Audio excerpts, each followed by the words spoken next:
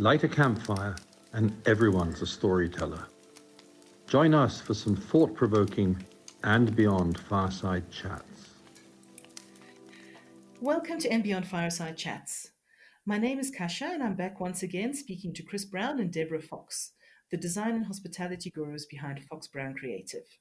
Chris and Debra have worked in some of the world's most remote and challenging destinations, designing lodges that meet the design expectations of the world's most cosmopolitan travelers. The sheer logistics associated with some of these projects must be absolutely immense, Chris and Debra.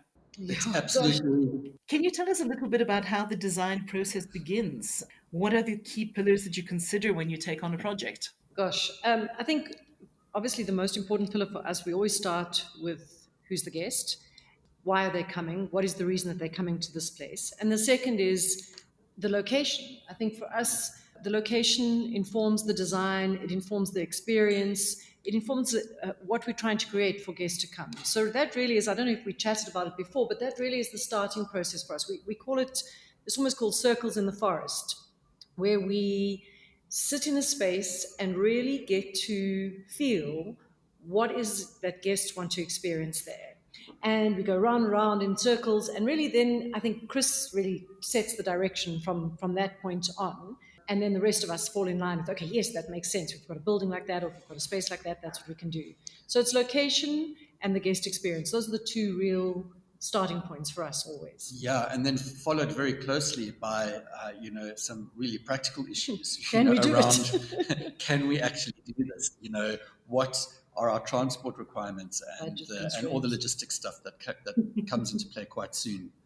Those all make a difference in the selection process and the design process. And I think that if we know who you're designing for, that really is the key to putting yourself in the feet or in the heart or in the eyes of the person who's coming there. That really is the start. Yeah. There must be some very interesting trade-offs that you have to make there. So while you're keeping in mind who the traveler is, to what extent do the actual logistics, the availability of materials, accessibility of the site, are those factors that all influence your design? Yes, 100%. You have to be realistic at the get-go on what can be achieved in the design phase. It's no good designing a beautiful steel and glass building if you've got to schlep it over 16 borders, and it just is unrealistic, and the costs become prohibitive. We have done some crazy things like that in the past. Yeah, when we were younger, we used to make wilder decisions, but we've become perhaps a little bit safe in our old age. No, yeah. I'm joking. But I mean, when we built in Ngorongoro Crater Lodge, we and that was 25 years ago, we couldn't get the pillars to hold up the buildings. We couldn't get enough of them in Tanzania. And there was talk of us flying a 747 upwards. I remember phoning South African Airways Cargo back in 1995 to say, how much does a 747 cost, please, to take poles from the middle of Swaziland to Tanzania? I actually made the call. So we actually learned from that. We do have to take into consideration the logistics. Can we actually do what we're proposing? And again, that comes back to, if you're building something that's appropriate for the location, you will probably be using materials and designing with things that are relevant to the area and from the area, wherever possible. So obviously logistics are one of the things that you have to look at. What are the other challenges of designing for and building for remote destinations? I mean, places as diverse as the Namib Desert or Bhutan or the Okavango Delta. Well, we've been very fortunate in that our clients are generally quite realistic and supportive and understanding of what's involved. But often we get a client who has a really grandiose, crazy idea. And it's often at that stage you have to sort of marry reality with the dream. And sometimes that can be a bit tricky at the beginning of a project. And also contractors, the projects that we build and design, they're small boutique projects. And really to get a contractor that understands that organic type of building, that's prepared to take on a project that's big enough but small enough, if you know what I mean. It's not a massive building in a city. And prepared to take on the logistics of it. It's very difficult to find. Those builders are few and far between that will... And someone who understands what a program spreadsheet looks like. At the same time. So we've either got one extreme, you've either got like a bush builder who can tie together a few poles and knock in the sand, or you've got these major contractors. And somewhere in between, we need to find those guys that are between the two, that can marry the two. So that's often a challenge. And other challenges, I think, are often budget constraints, because so often the logistics eat up such a large part of your budget. And we design, and Beyond's ethos is all about sustainability, and the business isn't sustainable if the financial model doesn't make sense. So that's one aspect that also has to be sustainable. So when transport and duties and logistics, etc., take up sometimes up to 50% of your budget, that's a big challenge for us. You must have built up quite a database of contractors, like the people that you work with that get what you do and are equipped to handle the challenges.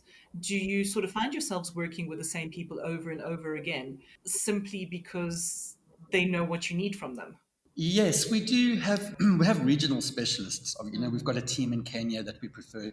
When I say team, it's really on the construction side of things, and we have a sort of a team in various regions we operate. But it's quite nice to share it out a little bit, to look for new talent and look for new subcontractors and new materials. So you have to keep an eye open all the time. And places like Kenya, I mean, so much has become available there in the last 10 years. It's a very different country to operate in to when we built, for example, Battle Air Camp for the first time. But it is useful to work with the same guys, because what happens is we start developing a kind of shorthand between each other, and they'll be able to refer to a methodology that they've applied before, and we'll be able to refer to a design technique that worked for us in another environment. And so we do find that if we work with the same teams or teams that know us, we actually end up building better buildings, and often we've learned our school fees. We paid our school fees on the initial one. So by the second or third projects you're doing together, you're short-circuiting quite a lot of potential issues. So where we can, we would. But as Chris says, sometimes you also need to try out the new talent. Now, with the nature of the destinations that you work with, obviously, every once in a while, there are natural obstacles as well. I mean, I remember it must have been back around 2008 or so when And Beyond was building Karana and Kudum. There was extremely high water levels in the Okavango Delta. Do these things have an impact on what you do as well, and how do you deal with it? It's I crazy. used to have hair before those projects, a thick head of hair. That's a big impact. It We fell nearly got out. divorced. That's another impact. Gosh, that was challenging. And actually the same when we built Sandibi a few years later in 2014. Botswana is particularly tricky with the logistics in terms of high waters. And funny enough, you always want to build in the low season, and that's when the waters are high, etc. So we had some challenges, but we work with the amazing logistics team on the And Beyond side, who have experience now with this. And I think Desney has it down pat with getting the truck to the one side of the water and the tractor to the other, and we offload and we make sure that nothing, only the tractor goes underwater, not the actual beds. We have had beds, wardrobes, tents floating down rivers. We've had roads wash away in Tanzania during El Nino when we were building. We've had trenches collapse on us while we were trying to build Kichwa. We've had whole containers hijacked and lost for months. Yeah. Somali bandits steal all the silverware when we were trying to Oh my goodness. when we were trying to build in the early days. Corrupt custom officials at border crossings. No, there's a long list. Yeah, we had a truck disappear when we were building a lodge in Kenya. But mostly, I mean, it's related to rain. When the rains start falling, then that really has a knock-on effect for all sorts of things.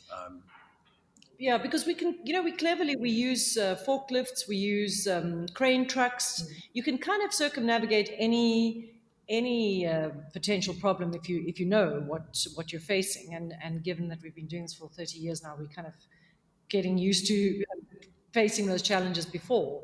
But as Chris said, when the rain comes and the natural elements take over, it's tough. And dust storms. Dust storms are a real thing in the desert. So that's when the open sources flow. Oh my God, we had 2 or 3 days during the installation where you literally couldn't see your hand in front of your face. And then you pretty much just have to stop everything and wait until it's over. Yeah, you do. And literally just kind of dust off 20 centimeters of sand of everything and pretend it was all fine, carry on. Well, that's certainly an experience that I think few other teams in other parts of the world can claim to have. Apart from the sort of the the natural weather obstacles. Are there times when you have to deal with maybe wildlife encounters as well? Is there a time where you just can't access the site or work on it because, I don't know, say a leopard decides to come down and come and lie down in the middle of the site? Yeah, what often on sites, especially in Botswana, the elephants play havoc. Hmm. They're fearless and they come in and you can't do anything when they're around and you can't chase them. So you just gotta wait. Sometimes our bigger challenges, though, with wildlife are once the lodge is built. So, I mean, Chris is, when we've specified a leather sofa, you come the next morning and while you're unpacking, the hyenas have Yeah, eaten it. the hyenas at Or, Ngala are particularly oh, fond of leather. yeah. And And the poor lodge, they've actually got a budget line in their yeah, things just to just to replace it. replace sofas once a year. Yeah, we had a kudu chase a lion through the sitting room while we were setting up at Ingala once and destroyed everything. And we were opening in a week or two, so we had to kind of scramble and start again. And at Nebeka, when we were on a site visit, we all went to bed in our little builder's tents and came the next morning, and the hyenas had trashed all the And bab- freezers and fridges. and baboons. We And once years ago when Anne Beyond and CC Africa managed Londolozi, we had an incident with a baboon just prior to a VIP arrival in the lodge, as and we it were opening, was chaos. yeah, no, But it was, luckily the guest was good natured, and they thought it was all part of the fun. yeah. So those are really, I mean, the challenges come mostly after when we're busy with the interiors, because you can work around the wildlife while you're still building. It must have been some pretty hair-raising encounters on and off, but certainly make really amazing stories to look at now. Okay, so there's really no sort of one blueprint that you can use for designing or building a lodge. How do you account for the natural setting and still bring in that element of luxury and sophistication that travelers are looking for? There isn't one blueprint. There is, each time you think you've got it down pat and you think you can apply what you learned in the previous Hmm. project to the next one, it changes. There's a new set of parameters. There's a whole new palette to take advantage of. So it's always different. It's always different. And I think what we do try and do is let the environment speak for itself. So we bring it in textures, in finishes, in the colors that we use.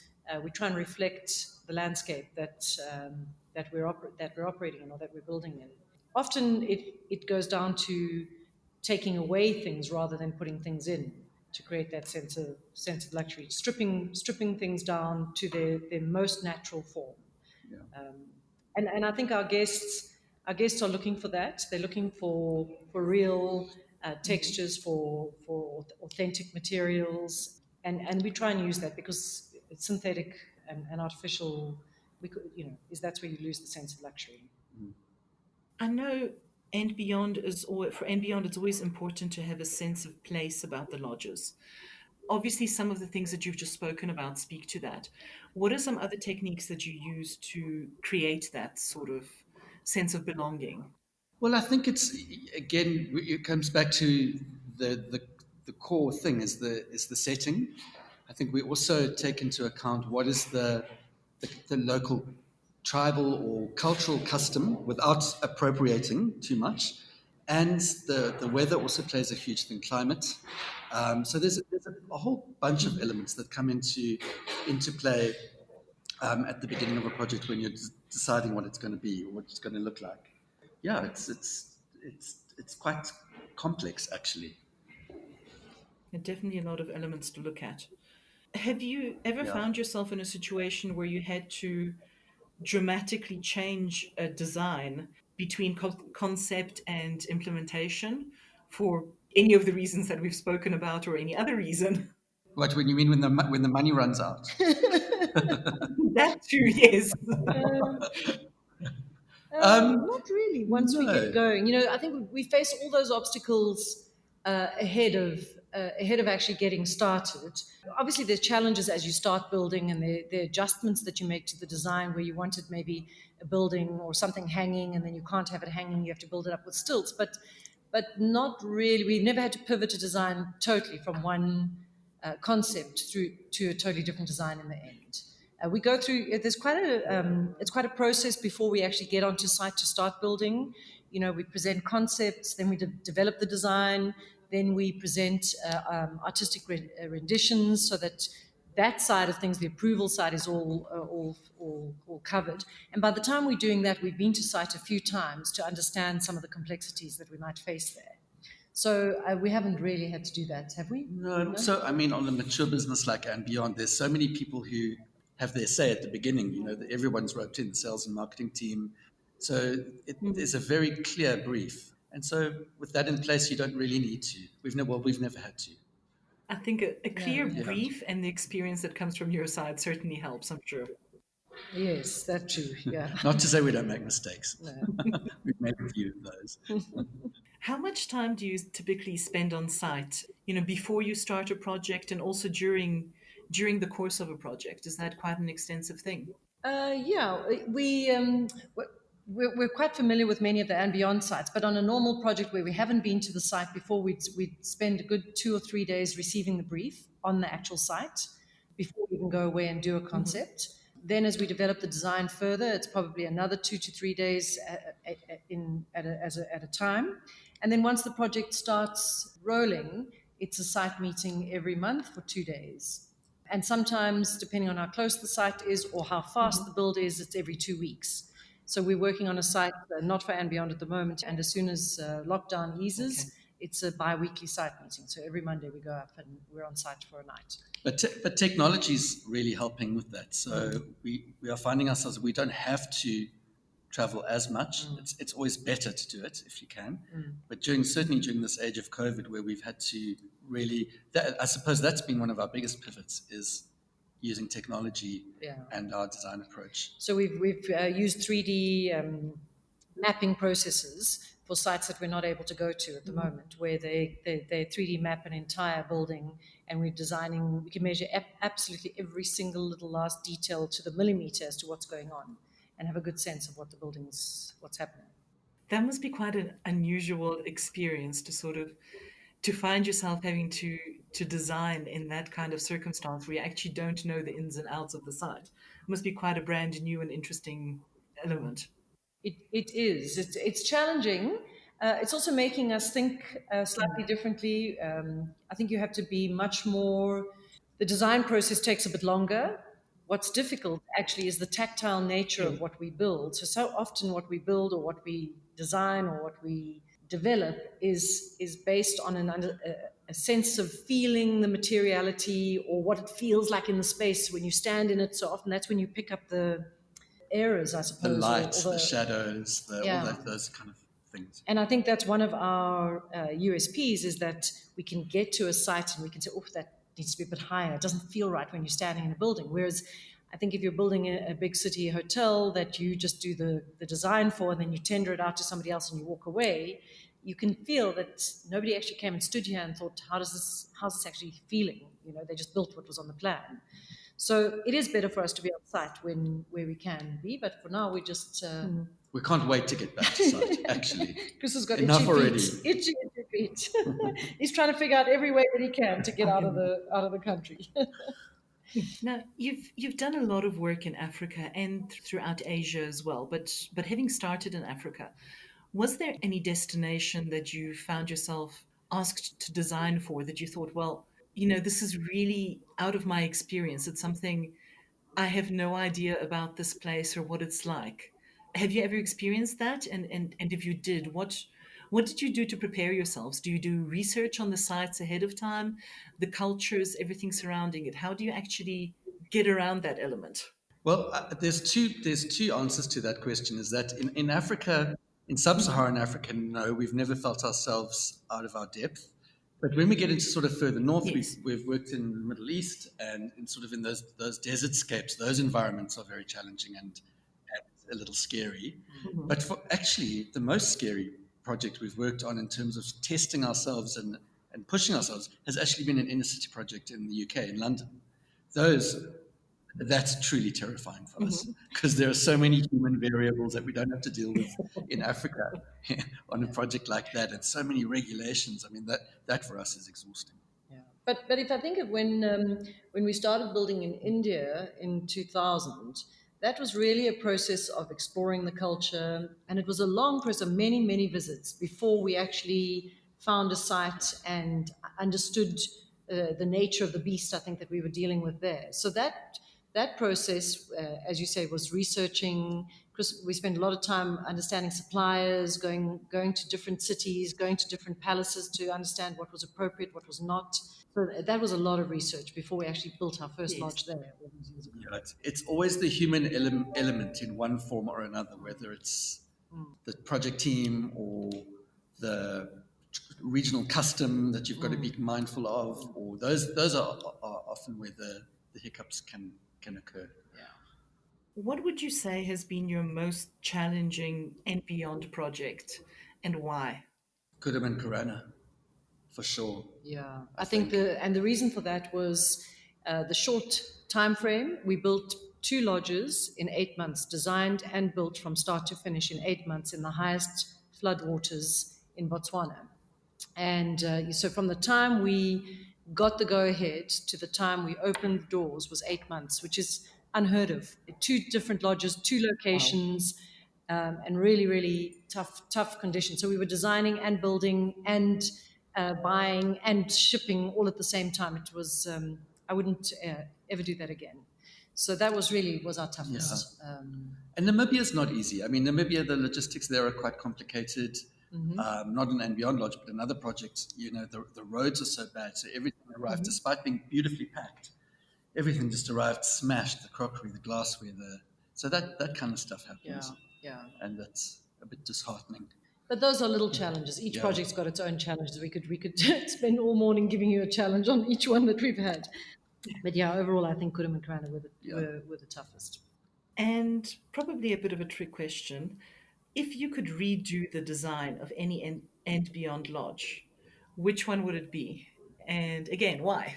Well, I think for me, one that I've always been, because it was built before, certainly before I joined CC Africa back in the day, and even Deborah, because it was Pinda Forest, and in its day, it was so groundbreaking and so amazing and so fresh in the safari vernacular.